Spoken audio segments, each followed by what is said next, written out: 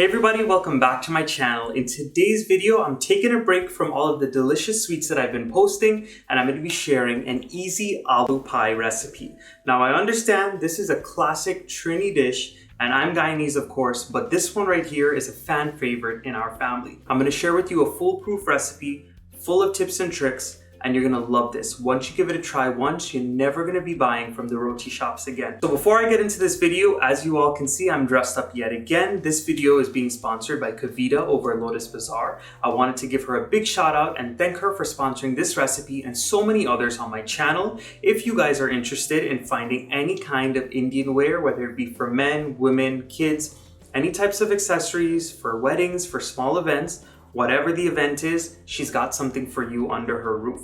Make sure you check her out. Let her know that Matthew's Guyanese Cooking sent you. Her contact information will be listed right here on the screen. And of course, it'll be in the description box below the video as per the usual. So without further ado, let's get into this recipe. So the first thing that we need to do is start to boil our potatoes for the filling. So in a pot of boiling hot water, I've gone in with my peeled and chopped potatoes, and I'm going in with a little bit of salt. The salt is going to help the potatoes get a nice little flavor in them as they boil. Once the potatoes start to boil, we're going to let that do its thing and start to work on the dough. So in my bowl, I've gone in with some all-purpose flour, and at this point, I'm going to be adding in some brown sugar. If you wanted to use white sugar, you can do that as well. At this point, I'm going to be going in with some salt, and I'm going to be adding in a little bit of yeast, which is going to help the aloo pie have a very nice fluffy and stretchy texture. And now I'm going to be adding in some baking powder as well. This is also going to help with the fluffiness. And at this point, I'm also going to be going in with a little bit of oil. Now, if you really wanted to and you didn't have oil and you only had butter on hand, you can use the butter. However, I do like the texture with the oil a little bit better. Now at this point, I'm going to go ahead and mix everything together very well. I'm going to rub that oil into the dry ingredients until it's well combined.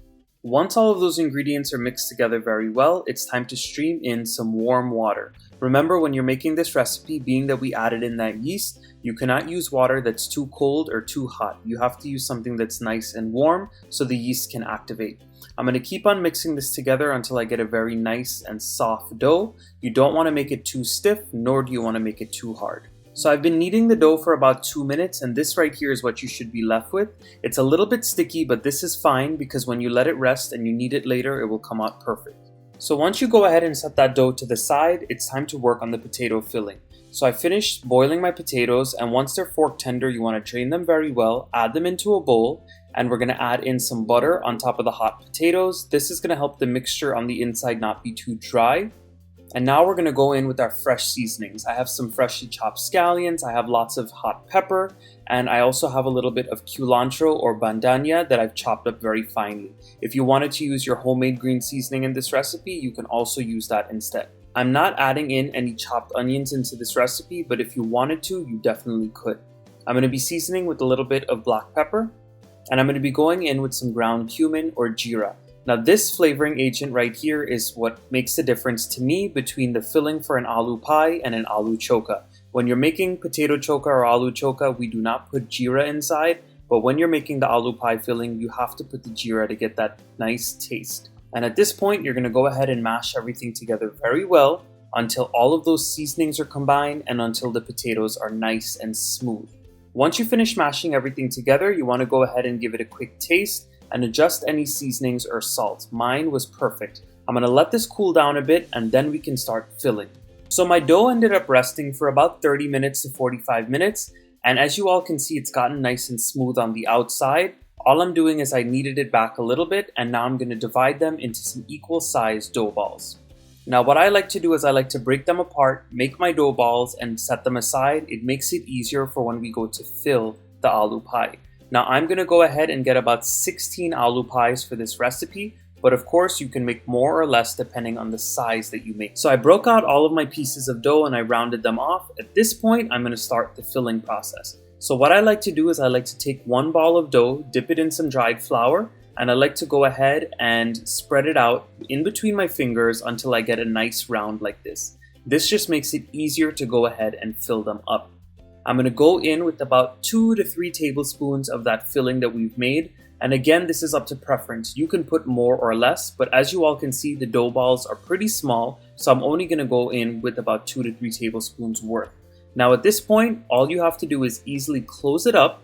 And this right here might be different than the traditional way that the aloo pies are closed up. However, I make it like this because it's easier for me to work with. You can fill them whatever way you want to. Once you get the sides pinched together and all of that filling is inside of the dough, it's time to go ahead and spread it out. What I like to do is roll it up into a little log in my hand, and then I start to stretch it out and press it down very slowly until I get a nice ovular or oval shape.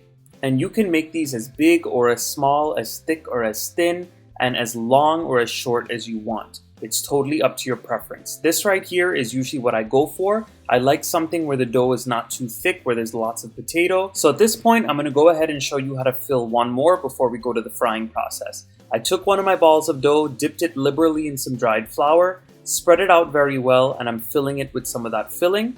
At this point, we're going to close up all of those ends and make sure you close them up well, because if any of that filling leaks out, it tends to make a mess in the oil.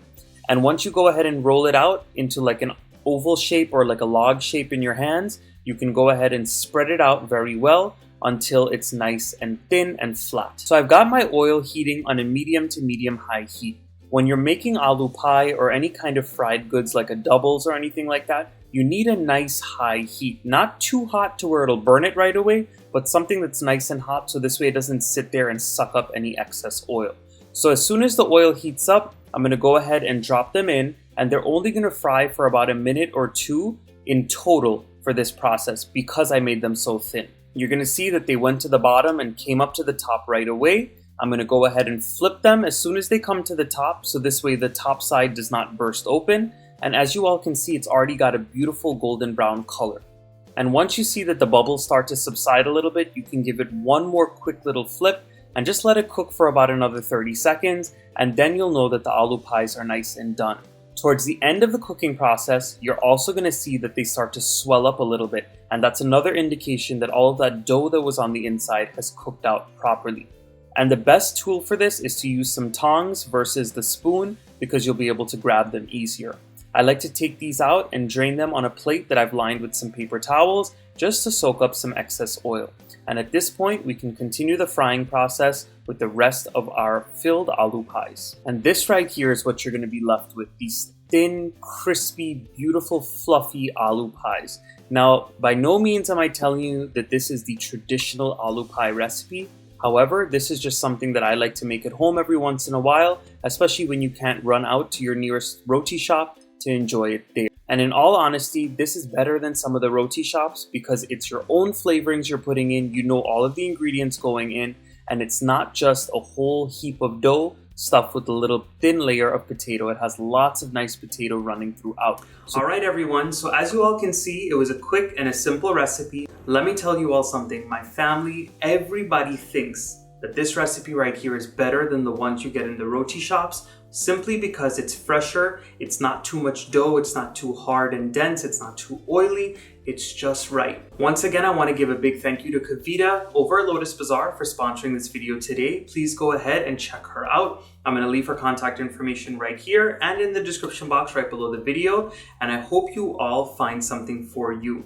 Thank you, Kavita, once again for these amazing outfits. If you all enjoyed this video today, please don't forget to give it a big thumbs up. Subscribe to my channel if you're not subscribed yet. And of course, drop those comments down below. Let me know what you thought about this recipe. And of course, let me know what you'd like to see next on my channel. I'll see you all again very soon with a new recipe. Bye, everyone.